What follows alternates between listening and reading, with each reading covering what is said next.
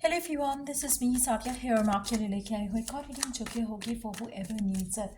Topic reading का रहेगा उन लोगों के लिए जो जानना चाहते हैं कि आपके पर्सन की करंट फीलिंग्स क्या हैं, आपको लेकर क्या चल रहा है उनके दिल में, आपको लेकर क्या फील करते हैं, क्या इमोशंस हैं उनके आपके लिए, वो सब जानेंगे हम इस रीडिंग में।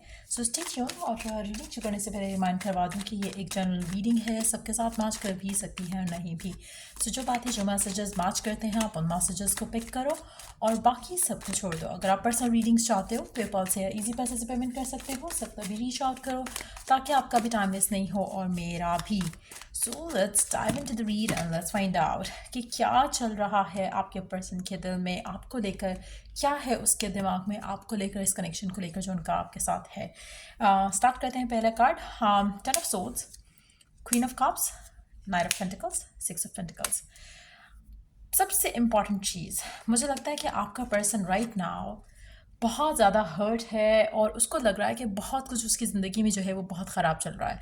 चाहे आप इन टच हो चाहे आउट ऑफ टच हो, दोनों सिचुएशन में मुझे लगता है कि पर्सन आपके प्यार को, आपके अफेक्शन को जो है वो बहुत ज़्यादा मिस करता है।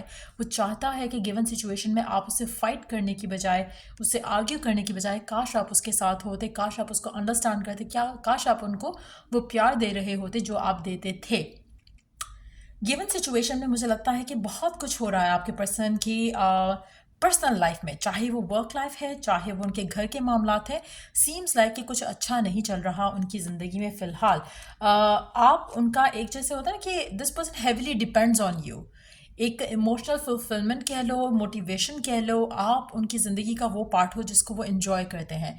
चाहे वो आपका प्यार करना है उसको, चाहे वो आपका साथ है, चाहे वो आपका पागलपन है उनको लेकर, चाहे वो आपका आपका साथ है उनके लिए। मुझे लगता है कि वो एक द वन एंड ओनली चीज़ है उनकी ज़िंदगी में जो उनको लगता है कि परफेक्ट है right now. Other than that उनकी लाइफ बहुत ही मेस्ड अप है। आप में से काफ़ी सारे लोग मुझे लगता है कि जानते नहीं है कि आप अपने पर्सन के लिए कितने इंपॉर्टेंट हो। अगर आप आउट ऑफ टच भी हो तब भी ये पर्सन आपके बारे में बहुत ज़्यादा सोचते हैं। सो डेफिनेटली करंटली मुझे लगता है कि आपके पर्सन की फीलिंग्स जो हैं वो इतनी ज़्यादा शायद वो रिवील नहीं कर पा रहे हैं गिवन सर्कमस्टांसिस की वजह से, बट डेफिनेटली वो आपके बारे में बहुत ज़्यादा सोचते हैं और चाहते हैं कि वो आपके साथ रहें, जस्टिस कर सकें आपके साथ गिवन सिचुएशन में। बट उनकी ज़िंदगी के जो मामलात हैं सीम्स लाइक कि बहुत ज़्यादा स्ट्रेस्ड आउट हैं। Nine of swords, ten of swords again. एक चीज़ मैं यहाँ पे मेंशन करूँगी कि जो आपका पर्सन है अगर आपके साथ राइट नाउ नो कांटेक्ट में है तो उसे बहुत ज़्यादा फियर होता है ऑफ लूजिंग यू। उसको लगता है कि शायद आप उनसे आगे बढ़ जाओगे। आप अगर इन टच नहीं हो तो आपका पर्सन सोचता है कि शायद हम दोनों कभी साथ नहीं होंगे। वो आपको ख्वाब में ज़रूर देख रहे हैं और मुझे लगता है कि दिस इज़ समथिंग जो कि उनको और ज़्यादा अपसेट करता है। उनको लगता है कि काश वो आपके साथ होते।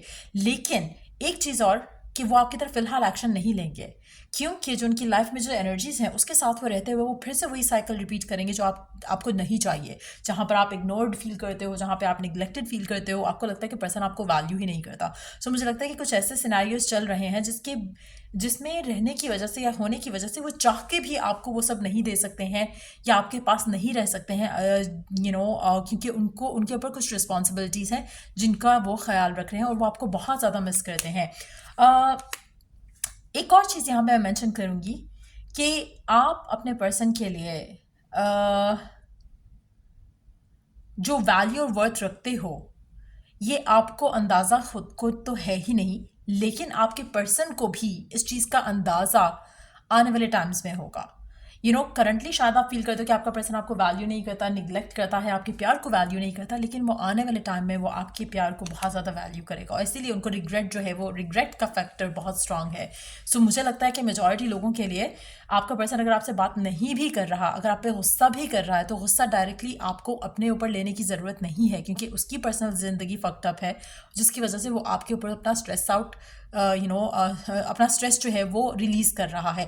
पर एट द सेम टाइम मुझे लगता है कि गिवन सिचुएशन में अपने आप को पॉजिटिव रख पाना या फिर बिलीव रख पाना कि आप उसकी लाइफ का कोई इंपॉर्टेंट हिस्सा हो आपके लिए बहुत टफ होगा क्योंकि पर्सन आपको कहीं भी एक होता है ना कि way of dealing with things होता है, वो आपके पर्सन के अंदर बिल्कुल नहीं है। जिस तरह से ये शो कर रहे हैं with their energy seems like कि जैसे होता है ना कि कुछ लोग जब टेंशन आती है तो घबरा कर वो बस लेट जाते हैं कि मेरे से नहीं अब हो सकता कुछ। तो आपका पर्सन कुछ ऐसा ही लग रहा है कि उसको उसको नहीं है कि मैं सॉर्ट आउट कैसे कर सकूं, उसकी या तो उसकी मेंटल कैपेसिटी इतनी नहीं है, या फिर वो इमेच्योरली चीज़ों को डील कर रहे हैं, या फिर उनको कुछ लोगों का नेचर ऐसा होता है कि वो चीज़ों से भागना शुरू कर देते हैं। आप उसको फेस नहीं करते हो, जो रियलिटी है, जो ऑब्स्टिकल्स हैं, आप उसको फेस नहीं करते हो। तो कहीं ना कहीं आपका पर्सन उन्हीं वजह से मुझे लगता है कि आपकी लव लाइफ में बहुत ज़्यादा डिलेज आ रहे हैं और आएंगे भी, क्योंकि आपका पर्सन कहीं ना कहीं चीज़ों को मेच्योर वे में हैंडल नहीं कर रहा है। आपकी पर्सन के लिए अगर हम देखें तो आप बहुत परफेक्ट हो उसके लिए, लेकिन एट द सेम टाइम उसको लगता है कि वो आपके लिए परफेक्ट नहीं है। कहीं ना कहीं वो अपने ऊपर जो है इतना ज़्यादा, उसको उसको लगता है कि आप बहुत ज़्यादा डिज़र्व करते हो। ये पर्सन आपकी इमोशनल नीड्स को, इमोशनल डिज़ायर्स को फुलफ़िल नहीं कर सकता है, क्योंकि इसके पास फ़िलहाल देने को कुछ नहीं है। सो मेजॉरिटी लोगों के लिए मुझे लगता है कि आपका पर्सन जो है बहुत ज़्यादा डिसअपॉइंटेड है ख़ुद में, और इस कनेक्शन को लेकर जो वो चाह रहे हैं वो हो नहीं पा रहा। फॉरफान्स, the hierophant, page of cups. अच्छा, एक चीज़ यहाँ पे बहुत क्लियर है आपके पर्सन के एंड से। आपका पर्सन ग्रेजुअली जब चीज़ों को अंडरस्टैंड करेगा, मैच्योर होगा, एक्सपीरियंसेस लर्न करेगा, तो इसको बहुत ज़्यादा चीज़ों का जो रिग्रेट है वो इस तरह से वो ख़त्म करेंगे जहाँ पर वो चीज़ों को फेस करने लगेंगे। और मुझे नहीं लगता कि ये छोटा फेज़ होगा लाइफ का। सो अगर आप इस इंसान के साथ रहना चाहते हो और चूज़ करते हो कि आप इसी का वेट करो या इसी के साथ चलो, इसी कंडीशंस में, आपके लिए काफ़ी टफ होने वाला है। लेकिन अगर आप साथ रहते हो, आप पेशेंट रहते हो, इस इंसान का इंतज़ार करते हो पॉजिटिव होकर, तो चीज़ें आपके हक में बेहतर हो सकती हैं। लेकिन टू बी ऑनेस्ट मुझे लगता है कि इतना मुश्किल फेज़ रहेगा आपकी ज़िंदगी का कि आप खुद ये चूज़ कर रहे हो, फिर आप कंप्लेन नहीं कर सकते। आप अगर एक बात चूज़ कर रहे हो जहाँ पे यू क्लेम कि you love this person, then show कि yes you love them, show कि आपका फेथ बहुत स्ट्रांग है। क्योंकि मुझे लगता है मेजॉरिटी लोग जो पॉजिटिव रहेंगे, एक्साइटेड रहेंगे, बिलीव रखेंगे कनेक्शन के अंदर, उनके लिए पर्सन आपको वो सब कुछ देगा अल्टीमेटली। लेकिन इसके लिए बहुत ज़्यादा आपको पेशेंट रहना पड़ेगा, बहुत ज़्यादा पॉजिटिव रहना पड़ेगा। ये पर्सन आपको कमिटमेंट देगा, ये पर्सन आपके साथ शादी करेगा, ये पर्सन आपको खुश रखेगा। लेकिन ये जो फेज़ है जिससे आपको गो थ्रू करना है, दैट इज़ वेरी टॉक्सिक। सो ये माइंड में ज़रूर रखिएगा कि आपको इस इंसान का वेट करना है या नहीं करना। क्योंकि अगर आपके पास फैमिली प्रेशर आ जाता है, या फिर और आप खुद डिसअपॉइंट होने लग जाते हो और आपको लगता है कि पर्सन आपको कभी खुशी नहीं देगा, तो मुझे लगता है कि आप इस तरह की सिचुएशन में रहते हुए आपकी जो वर्थ और वैल्यू करंटली है पर्सन के दिल में, वो आप शायद खो सकते हो। लेकिन अगर आप पॉजिटिव रहते हो, फेथ रखते हो, साथ रहते हो पर्सन के और उसको खुशियाँ देते हो, जिसको वो मिस करता है, जिसको वो चाहता है, लेकिन आपको वो खुद से, मुझे नहीं लगता कि आप में से मेजॉरिटी लोग ऐसे हैं जो कि आपका पर्सन आपको रोकता है टू मूव ऑन, कि आप मूव ऑन नहीं करो। आपका पर्सन आपको लेट गो कर देगा, अगर आप जाना चाह रहे हो आपको छोड़ देगा। लेकिन अगर उस सिचुएशन में भी अगर आप इसका वेट करना चूज़ करते हो, ये पर्सन आपको इतना ज़्यादा वैल्यू करेगा फॉर दैट कि आपकी सोच है। लेकिन एट द सेम टाइम अगर आप में से वो लोग जो राइट नाउ नो कॉन्टैक्ट की सिचुएशन में है, तब भी बहुत ज़्यादा स्ट्रॉन्ग चांस है कि पर्सन आपकी तरफ वापस ज़रूर आए। Let me take cards for the people who are in no contact situation. Let's see कि वो आपके बारे में क्या सोच रहा है, आपका पर्सन जो भी है। काफ़ी कोशिश कर रहा है कि वो स्ट्रांग रह सके गिवन सिचुएशन में। अगेन मुझे लगता है कि आप उसकी ज़िंदगी की वो स्ट्रेंथ हो या थी या था, जो वो फ़िलहाल मिस कर रहे हैं अपनी ज़िंदगी में। फ़िलहाल गिवन सिचुएशंस में वो, जैसे मैंने पहले कहा कि सेम एनर्जीज हैं ऑलमोस्ट, कि पर्सन जो है अपसेट है, चीज़ों को लेकर स्ट्रांग रहने की कोशिश कर रहा है, बट जो इनर डीमंस हैं, जो फाइट्स हैं उसको जो खुद से करनी है, वो मुझे लगता है कि उनके ऊपर काफ़ी ज़्यादा कोशिश कर रहा है। आपका पर्सन मेजॉरिटी लोगों के लिए, अगर आप नो कॉन्टैक्ट की सिचुएशन में, जिस तरह की सिचुएशन वो अपनी पर्सनल लाइफ में डील कर रहा है, आप भी उसी तरह की सिचुएशन से पर्सनल लाइफ में डील कर रहे होगे। दोनों बहुत ही ढीठ हो अगर आप नो कॉन्टैक्ट की सिचुएशन में, दोनों बहुत ज़्यादा अपने आप को दूर दूर रखने की कोशिश कर रहे हो एक दूसरे से, लेकिन आपको कहीं ना कहीं एक दूसरे की तरफ जो एक स्ट्रॉन्ग कनेक्शन है वो फील होता है। स्पेशली अगर हम आपके पर्सन की बात करें, क्योंकि वो आपके बारे में जो उनका जो बीता हुआ टाइम है आपके साथ, मुझे लगता है कि वो काफ़ी ज़्यादा कुछ ऐसा एक्सपीरियंस है जो कि उन्होंने कभी किसी और के साथ एक्सपीरियंस नहीं किया। चाहे वो आपका प्यार था, चाहे वो आपकी लुक्स थी, लेकिन वो पर्सन आपके बारे में सोचता है और कोशिश करता है कि वो अपने आप को स्ट्रांग रख सके। लेकिन मुझे लगता है कि ग्रेजुअली ये पर्सन जो है, जब इसकी ज़िंदगी में चीज़ें इसके लिए क्लियर होती जाएंगी, जैसे जैसे ये थोड़ा मैच्योर होता जाएगा, मुझे लगता है कि आप दोनों अगर आप नो कॉन्टैक्ट की सिचुएशन में हो तो डेफिनेटली ये पर्सन आपका ट्विन फ्लेम है। अगर आप इन टच हो, it can be your soulmate. But अगर आप out of touch, there is a strong chance कि पर्सन आपका ट्विन फ्लेम है।